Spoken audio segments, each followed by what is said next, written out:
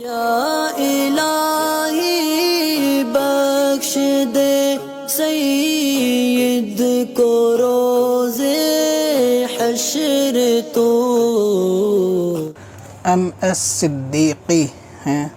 सवाल इनका ये है कि इनके घर में सिर्फ़ एक ही बड़े के नाम पर कुर्बानी होती है हर साल, यानी वालिद के नाम पर, और घर में काफ़ी लोग ऐसे हैं जो साहिब निसाब हैं, जो अपना अपना कमाते हैं और उनके पास इतने पैसे हैं कि उन पर ख़ुद की कुर्बानी वाजिब है, लेकिन वो नहीं करते। मिसाल के तौर पे वालिदा के पास अपना ज़ेवर या पैसे इतने हैं कि वो नहीं करते। वहाँ रिवाज यही है कि घर में एक शख्स की कुर्बानी होगी।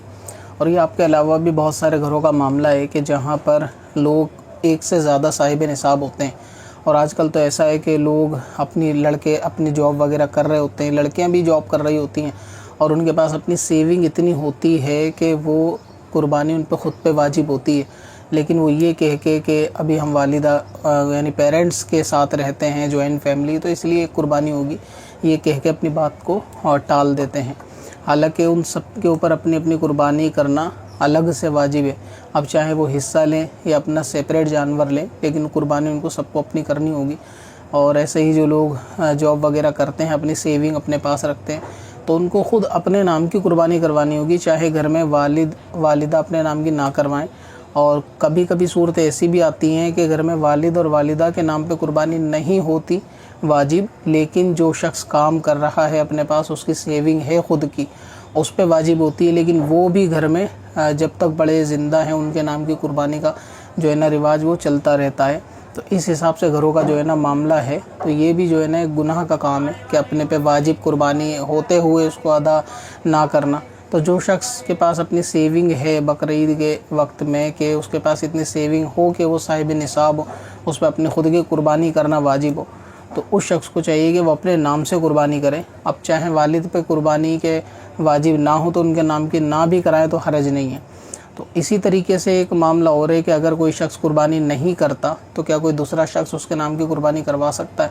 मिसाल के तौर पे वालिदा पे कुर्बानी वाजिब है और वो नहीं करवाती, या उनका जहन नहीं है करवाने का, या कैश नहीं है उनके पास करवाने को, तो इस सिलसिले में अगर औलाद अपने पास से करवाना चाहे तो उनके नाम की कुर्बानी जो है वो अपने पास से भी की जा सकती है। अगर वो हिस्सा लेना चाहें तो इस तरह हिस्सा लिया जा सकता है। लेकिन ये कि घर में अगर कोई शख्स बताता है कि भाई आपके पास कुर्बानी वाजिब नहीं है, फ़लाँ शख्स की है कि उसके करवानी चाहिए, तो इसके अंदर बाज़ लोग जो है ना वो उनकी ईगो हर्ट हो जाती है कि बंदा बड़े को छोड़कर छोटे के नाम की कुर्बानी कैसे होगी। अभी तो घर में बड़ा ज़िंदा है, जब तक हम हैं, पेरेंट्स का कहना होता है कि जब तक हमें तो अभी बच्चे के नाम की कैसी होगी, या फिर सबकी एक एक साल करवाई जाएगी, बड़े के बाद औलादों की एक एक नंबर से कुर्बानी कराई जाती है कि इस साल इसके नाम की होगी, अगले साल उससे। तो ये तरीक़ेकार भी जो है वो अगर वाजिब किसी का अदा नहीं होता तो जायज़ नहीं है। तो देखना ये चाहिए कि कौन कितने माल का मालिक है। अगर वालिद और वालिदा अलग अलग माल के मालिक हैं, वालिदा पे ज़ेवर है तो अलग हिस्सा वालिदा का होगा कुर्बानी, और वालिद का एक अलग हिस्से की कुर्बानी होगी। और अगर औलाद जो कमाते हैं, चाहे लड़का हो या लड़की, पेरेंट्स के साथ रहते हैं, उसके बावजूद भी अगर उन पे इतनी सेविंग है कि वो कुर्बानी अपनी उन पे ख़ुद की वाजिब है, तो वो कुर्बानी उनको करवानी चाहिए। अब कितनी सेविंग हो कि जो कुर्बानी करवानी चाहिए, तो आजकल के हिसाब से 40-42 हज़ार रुपये के करीब जिसके पास सेविंग है, यानी उसके कर्ज़ा वगैरह हटा दिया जाए और वो बालिग है, आकिल है, उसके पास अगर इतनी सेविंग है कि 42 हज़ार के आसपास 2022 तक उस पर अगर है सेविंग, तो उस पे जो है ना कुर्बानी उसको करवा लेनी चाहिए। अब चाहे हिस्सा लेकर करे या कैसे भी करे। और अगर उस पर कर्ज़ वगैरह है तो कर्ज़ को हटा दे। और अगर सेविंग इस तरह से है कि ज़ेवर है या सोना चांदी है और इसके अलावा पैसे हैं, ये सब मिक्स है और मिक्स होके 40-42 हज़ार या 50 हज़ार तक बैठ जाता है, तो भी कुर्बानी करवानी होगी। और जिन लोगों के अकाउंट के अंदर PF वगैरह के अमाउंट होते हैं, 1-1.5 लाख रुपए कंपनी की तरफ से जमा हो जाता है, या 40-50 हज़ार रुपये जमा हो जाते हैं, और कुछ अपने पास सेविंग भी होती है, बाज़ लोग FD वगैरह भी करवा लेते हैं, तो ऐसे केस में भी उन पे कुर्बानी वाजिब होती है। तो फैमिली और पेरेंट्स से हटकर उनको अपने नाम से कुर्बानी करवानी चाहिए। और लोग इसमें पेरेंट्स के नाम का एक हिस्सा एक फैमिली की तरफ से दे देते हैं और समझते हैं कि वो हो गई।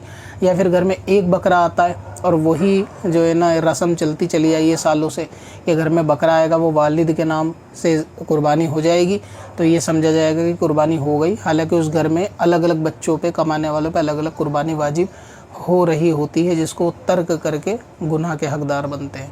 तो इस बात का ख्याल रखना चाहिए कि हर शख्स अपने नाम की कुर्बानी कराए जो साहिब निसाब हो, चाहे बड़ा ना हो तो उसकी ना कराएं, जो है पहले उसके वाजिब को अदा करना चाहिए। कब से अपनी खताओं का शुमारा जाएगा,